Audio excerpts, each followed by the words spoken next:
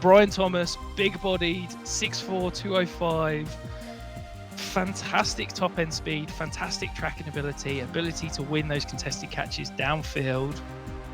Are you a fan, Mike, or have you got some concerns? No, I'm a fan. Brian Thomas is my number 3. There's a lot of things that I like about Brian Thomas. I mean, you talk about obviously the speed jumps out at 6'4", 205.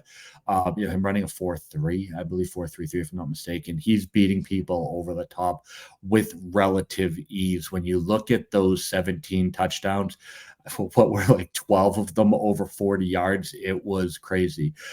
Things that jump out on Brian Thomas's film. Number one, first and foremost, and don't get it twisted, is the number 2 quarterback in this draft throws such a beautiful deep ball, doesn't he? Jaden Daniels' deep ball is absolutely amazing. And Brian Thomas took advantage of that. But what I also saw from him is someone who does a good job utilizing his speed. He is not Jalen Hyatt. He has much more talent than Hyatt does, and has that, while not perfect route running, has that ability to get people off balance to allow him to use that speed. And also to do what he did while not even being the top player on his team, you have to wonder, without somebody overshadowing him like Neighbors, how much more productive could he be? Now, granted, it's a 1-year thing with Thomas. I know that's going to be a concern of yours. You like people that come out of the gate and crushing it and doing what they do. But man, I mean, that is elite speed. That is unbelievable ability to get to where he has to get to, and an uncanny ability to track those kind of balloon balls that Daniels throws. Like, he put his body right where it has to be, shields the defender well, make sure he takes care of the space that he creates with his speed. So while he may not be that high volume PPR monster that you're looking for, that Deshaun Jackson type productivity, I really think fits with Brian Thomas. And it'd be frustrating at times, as we know with those types of players. Like, you'll have some off weeks, but man, he's going to win you some games on his own. Yeah, I kind of thought we were going to disagree on Brian Thomas, and yeah, perhaps I'm not so surprised. I think that, look, what he does well, he is elite at. He is a phenomenal deep threat. He has got amazing speed. I think he can step in the NFL as one of the best kind of deep shot receivers. I think he can be Gabe Davis plus from week 1 in the NFL. The issue I have is that I don't know if he can run a complete route tree. I don't know if he has the short area quickness and the foot speed to win versus man coverage on any kind of underneath routes. I think he is a little bit of a long strider, which means that when he is trying to, make cuts in and out of breaks, he has to almost slow his feet, and it becomes a bit of a tell to corners. And I think that because of that, I do worry that he could end up being a one-trick pony. But the biggest concern for me is, yes, he did share an offense with Malik Neighbors, but he never cleared 20% targets per route run. And I think that is a huge concern for me. I want a guy, if I'm going to spend probably a mid to late first round pick in a Superflex rookie draft, I want to know this is a guy that can command consistent volume. I don't know if Brian Thomas is going to be that. I think he could potentially be phenomenal in a sort of a best ball or dynasty best ball, because, as you said, he's the kind of player that can have those Deshaun Jackson weeks where he takes, 4 targets, 3 catches, 120 yards and 2 touchdowns. Like, it completely blow up weeks.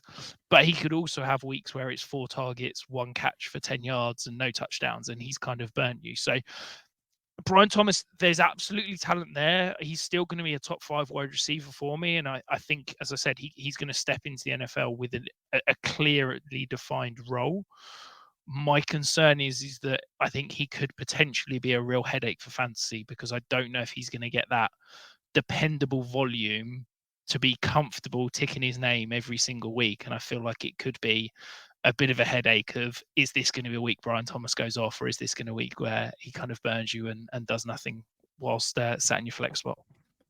I mean, it could be, right? But I think one of the things, and you referenced it pretty clearly with the Doomsday earlier, is that there are certain schemes that people use to get players open. And if you add, for example, just a couple bubble screens to Brian Thomas each game, he's more productive than what we're seeing right now, which is 1,100 yards and 17 touchdowns. Right? You look at just some of what Neighbors was taken. If you put him on Washington and use him the way they used the Dunze plus the over-the-top skills, I think you'd be able to see really what is he. So I'm not going to disagree with you, but I'm not firm that he's not that guy. It's a question mark. So if you're telling me that my floor is one of the top deep threats in the NFL with a ceiling of if he can add on some of those intermediate routes or even just like I said, those behind the line of scrimmage, get him in space with a couple blockers and let that speed pick up 15 yards on its own, that changes the entire outcome of what his potential ceiling is. So I'm maybe looking at it and projecting some optimism because of what he wasn't getting compared to the schemes that a lot of these other guys that we're talking about today did get, where they were the only person in that offense that had NFL level talent. That's where I'm giving Thomas a little bit of a pass and hoping that, and we'll see this from what he gets for draft capital. If he gets high draft capital, you have to think they're going to get him the ball in a multitude of different ways. And if they do, that world-class speed, whether it's on an end around or bubble screen, I think will show itself for an extra 20 to 30 yards a game that maybe we're not expecting right now. Yeah, absolutely. And I think it's probably a little bit of a flavor of how do you play fantasy. You know, we've seen through history there's these type of receivers that put up really good fantasy seasons, you know, whether it be someone like Martavis Bryant or Deshaun Jackson or stuff like that.